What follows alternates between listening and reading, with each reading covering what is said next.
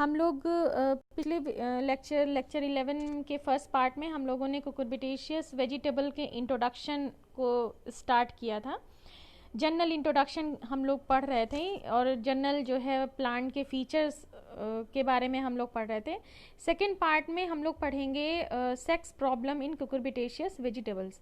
Means जो cucurbitaceous vegetables हैं उनमें डिफरेंट जो सेक्स फॉर्म्स पाए जाते हैं, उनसे रिलेटेड प्रॉब्लम जो है कुकुरबिटेशियस वेजिटेबल में पाई जाती है और इस प्रॉब्लम का मतलब क्या है ना। देखिए, हम लोगों ने पिछले लास्ट वाला जो हम लोगों ने लेक्चर पढ़ा था, लेक्चर 11 का फर्स्ट पार्ट, उसमें हम लोगों ने देखा था कि कुकुरबिटेशियस वेजिटेबल में जो है wide range of sex forms पाए जाते हैं। मींस इनकी वेजिटेबल्स, इनसे बिलोंग करने वाली जो वेजिटेबल्स हैं उनमें हर्मैफ्रोडाइट फ्लावर्स भी होते हैं, मोनोशियस टाइप के फ्लावर्स भी आते हैं, एंड्रोमोनोशियस टाइप्स के फ्लावर्स भी आते हैं, गाइनोमोनोशियस, ट्राइमोनोशियस, गाइनोशियस, डायोशियस। तो इतने wide range of sex forms हैं। इसमें से कुछ सेक्स फॉर्म्स तो सही हैं फ्रूटिंग पॉइंट ऑफ व्यू से, यील्ड पॉइंट ऑफ व्यू से, जैसे हर्मैफ्रोडाइट सेक्स फॉर्म है अगर गाइनोमोनोशियस है या गाइनोशियस है, तो इसमें क्योंकि जितने भी फ्लावर आते हैं उन सभी फ्लावर में फीमेल रिप्रोडक्टिव पार्ट होता है ना, फीमेल रिप्रोडक्टिव ऑर्गन होता है, तो सभी में फ्रूटिंग हो, सारे जितने भी फ्लावर्स आएंगे सब में फ्रूटिंग पॉसिबल है। लेकिन कुछ जो सेक्स फॉर्म्स हैं जैसे कि मोनोशियस, जिसमें कि लगभग जो है 40 to 60% 50 to 60% मेल फ्लावर होते हैं और 30 to 40% फीमेल फ्लावर होते हैं। ऐसे में जो है फ्रूटिंग फ्लावर के रेशियो में देखा जाए तो फ्रूटिंग जो है वो काफ़ी कम होती है ना। तो अल्टीमेटली उसका असर ईल्ड पे पड़ता है। इसी तरह एंड्रोमोनोशियस में, क्योंकि एक ही प्लांट पर मेल फ्लावर आएगा और हर्मैफ्रोडाइट, तो हर्मैफ्रोडाइट में तो फ्रूटिंग होती है लेकिन जो है मेल फ्लावर में फ्रूटिंग नहीं होगी। उसी तरह से जो है ट्राइमोनोशियस में भी मेल, फीमेल और बाइसेक्सुअल तीनों तरह के आते हैं, तो फीमेल और बाइसेक्सुअल में तो फ्रूटिंग होगी लेकिन मेल फ्लावर में फ्रूटिंग नहीं होगी, है ना। नेक्स्ट है कि डायोशियस में तो पूरा का पूरा प्लांट ही में जो सीड है, जैसे सपोज दैट कि कुंदवल को अगर आप बीज से बोना चाहे, वैसे तो आप इसको कटिंग से वो कटिंग में तो वेजिटेटिव प्रोपोगेशन होता है, तो जिस प्लांट में फ्रूटिंग हो रही हो उसी प्लांट की आप कटिंग लगाएंगे तो ऑब्वियस सी बात है उसमें फ्रूटिंग होगी क्योंकि वो फीमेल का प्लांट है। लेकिन कुछ अगर बीज से आप प्रोपोगेट करने जा रहे हैं परवल या कुंदरू को, तो उसमें बीज के लेवल पे आप आइडेंटिफाई नहीं कर पाएंगे कि इसमें से कौन सा बीज मेल प्लांट का है या कौन सा बीज फीमेल प्लांट का है। तो इस तरह की जो है प्रॉब्लम्स वो पाई जाती हैं। तो चलिए एक बार देखते हैं कि कुकुरबिट्स में कौन सेक्स प्रॉब्लम का मतलब क्या है। कह रहा है majority of cucurbits are monoecious and sex ratio ranges from 25:30:1। कह रहा है कि ज़्यादातर कुकुरबिट्स मोनोशियस हैं, कुछ परसेंट एंड्रोमोनोशियस हैं या डायोशियस हैं। इनमें जो है एक तो पहली चीज़ कि कुछ मेल फ्लावर आते हैं और कुछ फीमेल, पहली प्रॉब्लम तो ये है। दूसरी, मेल और फीमेल का जो रेशियो है वो बहुत ज़्यादा बड़ा है, उसमें गैप बहुत ज़्यादा है। जैसे अगर 25 से 30 मेल फ्लावर आ रहे हैं तो उनके बीच में सिर्फ एक फीमेल फ्लावर आएगी। यानी रेशियो क्या है कि किसी पौधे पे सपोज दैट 100 फ्लावर्स हैं टोटल, तो उस 100 फ्लावर्स में से आपके 95% या 97% जो फ्लावर्स हैं या 95 to 97 फ्लावर्स सिर्फ मेल के होंगे, 2 या 3 फ्लावर्स सिर्फ जो है फीमेल के होते हैं। तो ये रेशियो की यहाँ जो बात हो रही है वो बहुत ज़्यादा है। या किसी में 15:1 का भी रेशियो देखने को मिलता है। तो इस रेशियो से क्या पता चलता है? इससे ये पता चलता है कि अगर नंबर ऑफ मेल फ्लावर ज़्यादा होंगे, फीमेल फ्लावर बहुत कम होगा, मतलब 15:1 या 30:1 है, तो ऑटोमेटिकली फ्रूटिंग बहुत कम होगी और उसका असर सीधा ईल्ड पर पड़ेगा। ये बहुत बड़ी प्रॉब्लम है। जैसे मैंने पिछले लेक्चर में बताया था कि जैसे कभी कभी आप देखिए लौकी का पौधा लगाते हैं तो एक शिकायत होती है लोगों को कि इसमें 1-2 फल आया या 3-4 फल आया, या जनरली आप देखिए लौकी लगाते हैं तो बस शुरुआत के कुछ दिनों बाद जब फ्रूटिंग शुरू होती है तो बहुत सारे आपको फ्लावर्स देखने को मिलते हैं, लेकिन बहुत कम फ्लावर्स होते हैं जिनमें फ्रूट्स लगते हैं। वो ज़्यादातर फ्लावर जो है वो मेल फ्लावर होते हैं, फीमेल फ्लावर बहुत कम होते हैं। तो ये बहुत बड़ी एक तरह का इसे नेचुरल डिसऑर्डर कहिए या जो भी कहिए, ये कुकुरबिट्स में पाया जाता है। स्पेशली जो मोनोशियस टाइप का सेक्स एक्सप्रेशन जिसमें है या एंड्रोमोनोशियस टाइप का सेक्स एक्सप्रेशन है, तो ये कुकुरबिट्स के कल्टीवेशन में एक बहुत बड़ी प्रॉब्लम क्रिएट करती है। अब ये होता किस वजह से है, ये बहुत सारे फैक्टर पे डिपेंड करता है। कुछ एक्सटर्नल इन्वायरमेंटल फैक्टर भी हैं और कुछ पौधे के इंटरनल फैक्टर होते हैं। तो देखते हैं पहले एक्सटर्नल फैक्टर्स कौन से हैं। एक्सटर्नल फैक्टर्स में होते हैं जैसे कि आपने मिट्टी में हाई नाइट्रोजनस फर्टिलाइजर अप्लाई कर दिया, यानी पौधे को बहुत ज़्यादा नाइट्रोजन फर्टिलाइजर मिल रहा है। नाइट्रोजन के बारे में हम लोग जानते हैं कि नाइट्रोजन क्या करता है, वेजिटेटिव ग्रोथ को प्रमोट करता है, साथ ही साथ मेल फ्लावर के प्रोडक्शन को ज़्यादा प्रमोट करता है नाइट्रोजन फर्टिलाइजर। उसी तरह से लॉन्ग डेज, जैसे दिन बहुत लंबे हो रहे हैं, लॉन्ग डे कंडीशन लंबे समय तक के लिए प्रिवेल कर रही है, तब भी मेल फ्लावर का प्रोडक्शन ज़्यादा होगा।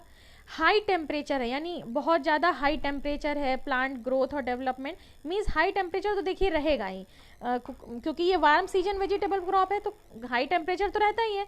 लेकिन कभी कभी आप देखिए हाई टेम्परेचर इतना ज़्यादा हो जाता है कि रात में भी बहुत ज़्यादा गर्मी पड़ती है, क्योंकि कुकुरबिटेशियस के साथ ये देखा गया है कि दिन का टेम्परेचर हाई हो तो चलेगा, लेकिन रात में जो है टेम्परेचर वो थोड़ा सा ठंडा होना चाहिए, मतलब कूल नाइट होनी चाहिए। वो जब कंडीशन नहीं रहती, हाई टेम्परेचर नाइट के दौरान भी रहता है, तब मेल फ्लावर का प्रोडक्शन ज़्यादा होता है। तो high nitrogen content in soil, long day और हाई टेम्परेचर, ये तीनों चीज़ मेलनेस को प्रमोट करती है, यानी मेल फ्लावर प्रोडक्शन को ज़्यादा प्रमोट करती है।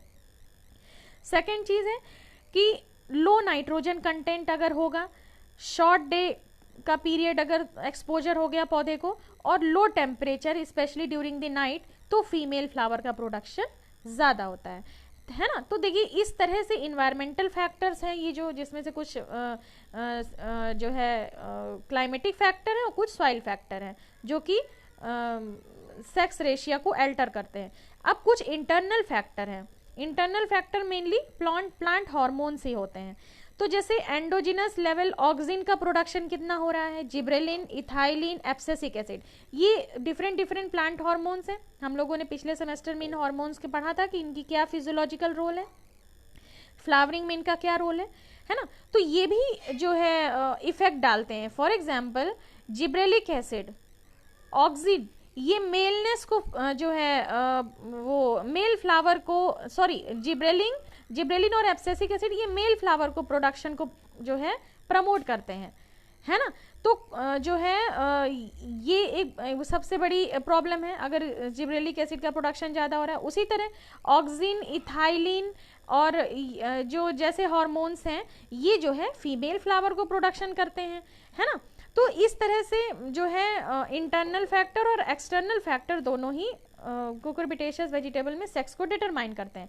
अब बात आती है कि हम इसे रेगुलेट कैसे कर सकते हैं, कंट्रोल कैसे कर सकते हैं, ताकि हम इसमें कोई भी वेजिटेबल क्रॉप हो जो जिसमें कि मोनोशियस सेक्स फॉर्म हो या क्या कहते हैं आपका एंडोमोनोशियस सेक्स फॉर्म हो, तो कैसे उसमें फीमेल फ्लावर के प्रोडक्शन को बढ़ाएं। स्पेशली हम बॉटल गार्ड में हमें ये करना पड़ता है, मस्कमिलन में क्योंकि बहुत सारी बॉटल गार्ड और मस्कमिलन की वैरायटी और कुकुम्बर की वैरायटी है या वाटरमेलन की वैरायटी है जिनमें मोनोशियस सेक्स फॉर्म पाया जाता है। अभी हम लोगों ने पिछले लेक्चर में देखा था, है ना, कि देखिए लेजनेरिया यानी बॉटल गार्ड, कुकुरबिटा कद्दू, सिट्रूलस वाटरमेलन और रिज गार्ड, मोमोडिका मतलब करेला और परवल और चोचो, इन सब में मोनोशियस सेक्स फॉर्म पाए जाते हैं, कुकुम्बर में भी। और ये सब बहुत ही ज़्यादा यूज़ होने वाली वेजिटेबल्स हैं तो इनमें जो है ये प्रॉब्लम नहीं होनी चाहिए, इनमें फीमेल फ्लावर का प्रोडक्शन हमें बढ़ाना होगा।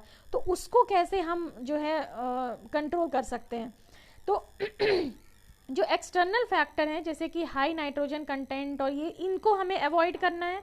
दूसरा, प्लांटिंग टाइम हमें इस तरह से एडजस्ट करना है कि पौधे को जो है लो टेम्परेचर का भी एक्सपोजर हो सके, है ना। कुकुम्बर का तो हम लोग ग्रीन हाउस में कल्टीवेशन करते हैं, तो वो तो वहाँ तो टेम्परेचर मैनेज करना इजी हो जाता है। दूसरा, इंटरनल फैक्टर को भी हम, इंटरनल फैक्टर को तो वैसे कंट्रोल नहीं कर सकते, लेकिन जो प्लांट हार्मोन्स हम एक्सटर्नली अप्लाइड करें, यानी कुछ प्लांट ग्रोथ रेगुलेटर जो सिंथेटिक ऑक्सिन है या सिंथेटिक जिब्रेलिन या सिंथेटिक इथाइलिन और एब्सिसिक एसिड है, इनको अगर हम बाहर से पौधे पर अप्लाई करते हैं तो उनमें ये देखा गया है कि मेल और फीमेल फ्लावर में के प्रोडक्शन में चेंज आ जाता है। जैसे ये देखा गया है कि जब पौधा 2 से 4 पत्ती की स्टेज पर हो, तब हम जो सिंथेटिक प्लांट ग्रोथ रेगुलेटर हैं उनका स्प्रे करें शुरुआत की स्टेज में। जब पौधा बीज बोने के बाद 2 से 4 पत्ती की स्टेज का हो, तभी हम ऐसा synthetic plant growth regulator spray कर दें जिससे कि पौधे में शुरुआत से ही फीमेल फ्लावर का प्रोडक्शन ज़्यादा हो। तो करते कैसे हैं, ये देखा गया है कि इथाइलिन जो है फीमेल फ्लावर को प्रोडक्शन को प्रमोट करता है। कुकुम्बर में, मुस्क मिलन में, समर स्क्वैश में और पम्पकिन में ऐसा देखा गया है ना। इसी तरह मैलिक हाइड्राजाइड देखा गया कि 5 से 100 ppm अगर मैलिक हाइड्राजाइड, उसी तरह इथरल मतलब इथाइलिन 150 से 200 ppm इथरल, टीबा ट्राई आइडो बेंजोइक एसिड, इसका भी स्प्रे अगर हम करें 25 से 50 ppm का सोल्यूशन बना के, सिमिलरली बोरॉन का स्प्रे किया जाए 3 ppm का सोल्यूशन बना के, तो ये देखा गया है कि ये जो बायो रेगुलेटर्स हैं, प्लांट बायो रेगुलेटर्स हैं या प्लांट ग्रोथ रेगुलेटर हैं, ये फीमेल फ्लावर का प्रोडक्शन को प्रमोट करते हैं, है ना। लेकिन कब स्प्रे करना है, जब पौधा 2 से 4 पत्ती का हो। उसके बाद है गाइनोशियस। अच्छा, कभी कभी जैसे जो गाइनोशियस वेराइटीज़ हैं हमारी, जैसे हमने कुकुम्बर में देखा कि ऐसा प्लांट जिसमें सिर्फ फीमेल फ्लावर का प्रोडक्शन हो रहा है, मेल फ्लावर का नहीं हो रहा है, तो हम देखते हैं कि हमें उनके लिए अलग से पॉलिनाइजर प्लांट लगाने पड़ते हैं ताकि मतलब कोई ऐसा प्लांट जिसमें मेल फ्लावर आते हो, ताकि वो पॉलन ग्रेन जो है गाइनोशियस वैरायटी को प्रोवाइड करा सके। तो इस प्रॉब्लम्स को ओवरकम करने के लिए हम ये कर सकते हैं कि हम जो हमारा गाइनोशियस लाइन है, कोई ऐसा प्लांट ग्रोथ रेगुलेटर उस पर स्प्रे कर दें कि उसमें खुद उसके प्लांट पर कुछ मेल फ्लावर आ जाएं, जिससे कि वो अपने ही प्लांट पे मौजूद जो मेल फ्लावर है उसी से पॉलिनेट हो जाए, है ना। तो इसलिए जिब्रेलिक एसिड का स्प्रे जो है 1500 से 2000 ppm या सिल्वर नाइट्रेट का 300 से 400 ppm का सॉल्यूशन बना के अगर स्प्रे किया जाए, तो अगर ऐसा जो है प्लांट कुकुरबिटेशियस जो वेजिटेबल की कोई ऐसी वैरायटी जिसमें कि सिर्फ फीमेल फ्लावर आते हो, तो उसमें मेल फ्लावर का प्रोडक्शन भी होने लगेगा। तो ये दोनों ही तरह से, जब हम फीमेल फ्लावर का प्रोडक्शन चाहते हैं यील्ड के पॉइंट ऑफ व्यू से, तो हम ग्रोथ रेगुलेटर्स को स्प्रे करेंगे जो फीमेल फ्लावर प्रोडक्शन करते हैं, और उसी तरह हम अगर मेलनेस को इंड्यूस कराना चाहते हैं तो हम मेल फ्लावर प्रोडक्शन करने वाले केमिकल्स को या ग्रोथ रेगुलेटर को अप्लाई करेंगे, है ना। तो इस तरह से हम कुकुरबिट्स में ये जो सेक्स से रिलेटेड प्रॉब्लम पाई जाती है, या ये जो वाइड सेक्स रेशियो पाया जाता है, इस सेक्स रेशियो के गैप को ईजिली जो है हम कम कर सकते हैं। तो ये था all about sex problem in cucurbits, और इसको आप लोग बहुत अच्छे से याद करिएगा, क्योंकि कुकुरबिट्स के टॉपिक पे अगर इनके डिसऑर्डर से रिलेटेड कोई चीज़ पूछी जाती है तो वो यही पूछा जाता है, और ये भी पूछा जाता है कि कौन से केमिकल्स हैं जो मेलनेस को प्रमोट करते हैं और कौन से केमिकल फीमेलनेस को। तो इन केमिकल्स के आप नाम याद रखिएगा। पीपीएम भले ना याद हो, अभी उतना इंपॉर्टेंट नहीं है आपके लिए पीपीएम, लेकिन केमिकल का नाम याद रखना बहुत ज़रूरी है कि कौन से केमिकल फीमेल फ्लावर प्रोडक्शन में रोल प्ले करते हैं और कौन से केमिकल मेल फ्लावर प्रोडक्शन में रोल प्ले करते हैं, है ना। तो this was all about the sex problem in cucurbits and it's control. Next video में हम लोग कुकुम्बर के कल्टीवेशन प्रैक्टिस को जो है डिस्कस करेंगे। Thank you.